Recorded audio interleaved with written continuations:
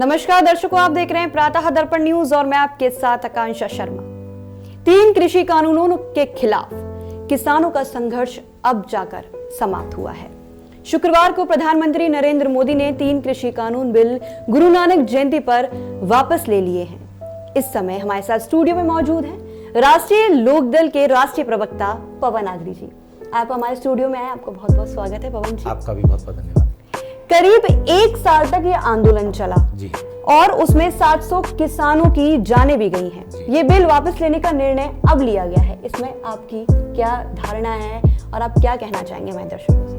देखिए, ये बिल जो है मजबूरी में वापस लिए गए और जिस तरह से किसानों का आंदोलन निरंतर गति पकड़ रहा था और जिस तरह से किसानों के उस जनसभाओं में लगातार भीड़ हो रही थी, उसके बाद कहीं ना कहीं सरकार बैकफुट पर आई और लखीमपुर खीरी के कांड के बाद जो इनके मंत्री हैं टेनी, उनके बेटे ने जिस तरह से किसानों को कुचला, उसके बाद तो पार्टी के लिए बिल्कुल मरण जैसी स्थिति हो गई।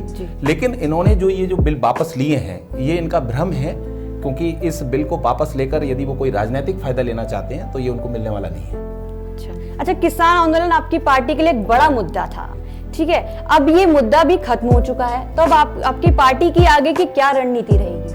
देखिए, ये मुद्दा खत्म नहीं हुआ है, क्योंकि आप ये समझ लीजिए इन बिल को वापस लेने के बाद कहीं ना कहीं उनके मन के अंदर ये चीजें आ चुकी हैं कि क्योंकि इन्होंने किसानों को आतंकवादी बोला, किसानों को खालिस्तानी बोला, किसानों को अलगाववादी बोला, तो आज प्रधानमंत्री इस बात को कह रहे हैं कि हम कुछ लोगों को समझा नहीं पाए इसलिए हम वापस ले रहे हैं। ऐसा नहीं है, वो देख रहे हैं पंजाब के चुनाव को, हरियाणा के चुनाव को, उत्तराखंड के चुनाव को और जो मुख्य चुनाव है यूपी का, उसको उन्होंने देखा है कि इनने राजनीति की जो दिशा है वो पूरी तरह से परिवर्तित कर दी है और ये पार्टी के लिए बहुत घातक साबित हो सकती थी, इसलिए इनके द्वारा ये निर्णय लिया गया है। अच्छा, ये किसान आंदोलन की में जो राजनीति पार्टियों ने की है उसमें आप क्या कहना चाहेंगे? बहुत सारी पार्टियां इसमें कूदी और आपने अपनी आलोचनाएं करी उन्होंने, उसमें आप क्या कहना चाहेंगे? देखिए, मैं आपको बता दूं, जब किसान आंदोलन को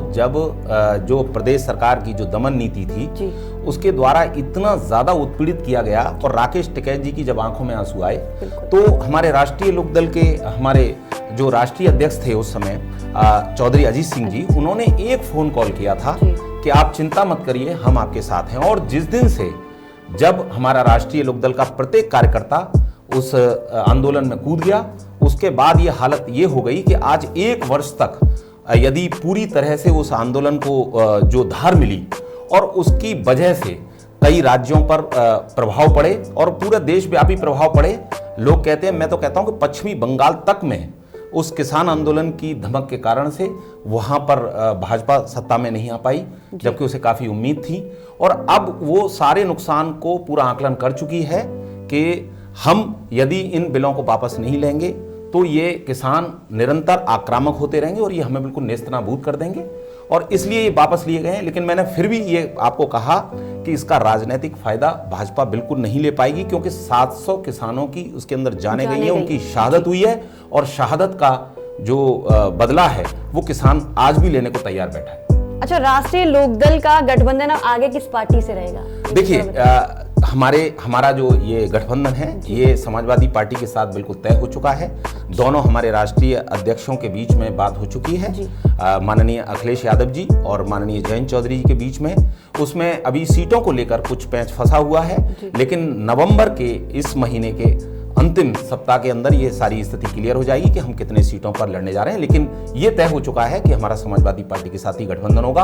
और जिस तरह से वो पूर्वांचल में अखिलेश यादव जी रैलियां कर रहे हैं और पश्चिमांचल में जो हमारा पश्चिमी उत्तर प्रदेश है, जिस तरह से जयंत चौधरी जी की सभाओं में भीड़ उमड़ रही है, आप देख सकते हैं इसके नतीजे बहुत सुखद होंगे और भाजपा को कहीं ना कहीं सत्ता से बेदखल होना पड़ेगा। मतलब पार्टी ने पूरी तैयारी कर रखी है इस टाइम भाजपा के साथ लड़ने की, जोरों शोरों से। बिल्कुल, और मैं कहता हूं भाजपा के साथ पार्टियों ने नहीं बल्कि जनता ने तैयारी कर रखी है।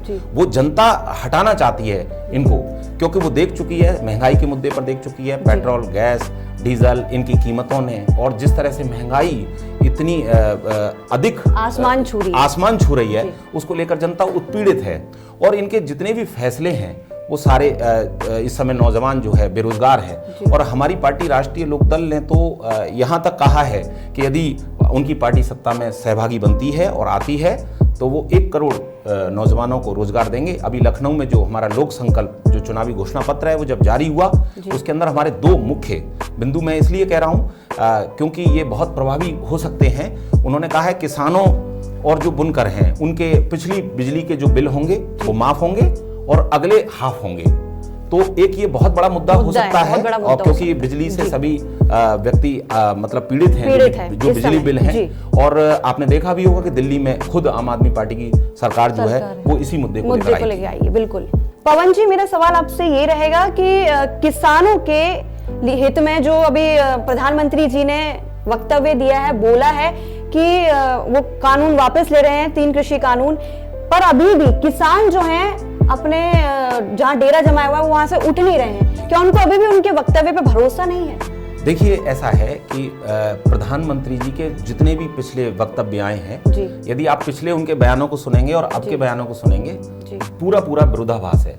तो किसान या पूरी जो हमारी पार्टी है या जो भारतीय किसान यूनियन है, वो तीनों लोग इस बात पर तभी भरोसा करेंगे जब ये संसद में प्रॉपर तरीके से पारित हो जाएंगे। और दूसरी बात यह है कि जो MSP पर अभी तक पार्टी ने अपना जो रुख है वो स्पष्ट नहीं किया है, तो वो हमारा मुख्य मुद्दा था और किसानों का मुख्य मुद्दा था। तो उस पर भी जब तक बातचीत पूरी नहीं हो जाएगी तब तक आंदोलनरत रहेंगे। अच्छा, किसानों के इन मुद्दों के अलावा आपकी पार्टी के पास ऐसे और क्या मुद्दे रहेंगे जिनसे आप यहाँ पर आएंगे? देखिए, ऐसा है, मैंने कहा कि कोई भी पार्टी सिर्फ एक मुद्दे को लेकर सरकार में नहीं आ सकती। और ये बात बिल्कुल तय है कि हमारी पार्टी का जो जनाधार है उसे किसान आंदोलन से ऊर्जा भी मिली और संजीवनी भी मिली। इस बात को स्वीकार करने में मुझे कोई गुरेज नहीं है। किंतु जयंत जी युवा चेहरे हैं, अखिलेश जी युवा चेहरे हैं, दोनों के बीच में बहुत अच्छा सामंजस्य है।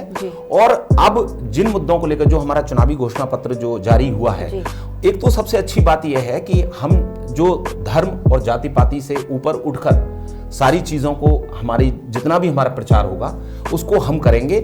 सर्व समाज की राजनीति जो हम कर रहे हैं, इसके अलावा जो हमारा युवाओं को जो नौजवानों को 1 करोड़ नौजवानों को जो रोजगार देने का जो मुद्दा है वो इस चुनाव में बहुत ज्यादा प्रभावी रहने वाला है। क्योंकि आप जानते हैं कि सरकार के अंदर 2014 के बाद जितनी बेरोजगारी हिंदुत्व का ज्यादा मुद्दा आ गया, हिंदुत्व और यहाँ से जो प्रधानमंत्री जी ने जो वादे किए थे उससे पीछे हट रहे हैं। जी देखिए, मैं आपको बता दूं, आपने जो बात मैं कहना चाहता था वो आपने ही कह दी, क्योंकि वो हर वादे से अपना पीछे हट जाते हैं। और दूसरी बात है कि हिंदुत्व के नाम पर जो उनके द्वारा जो छलावा किया गया है, यदि ऐसा नहीं होता तो हिंदू महासभा आज उनके खिलाफ बयान जारी कर रही है। तो मुझे ये कहने की आवश्यकता नहीं है कि आदि छोड़ साजी को धावे, आदि मिले न साजी पावे। तो निश्चित रूप से ये स्थिति ये होने वाली है कि जैसे कहते हैं कि किसी व्यक्ति ने 100 प्याज भी खाई और उसके बाद उसको जूते भी पड़े। तो वही स्थिति इस किसान आंदोलन के अंदर, इन बिलों के अंदर जो अब भाजपा की और प्रधानमंत्री जी की हो रही है। तो दर्शकों, ये थे हमारे साथ राष्ट्रीय लोकदल के राष्ट्रीय प्रवक्ता पवन आगरी जी, जिनसे हमने खास मुद्दों पर चर्चा की। आप हमारे स्टूडियो में आए, आपका बहुत बहुत धन्यवाद। आपका भी बहुत बहुत धन्यवाद।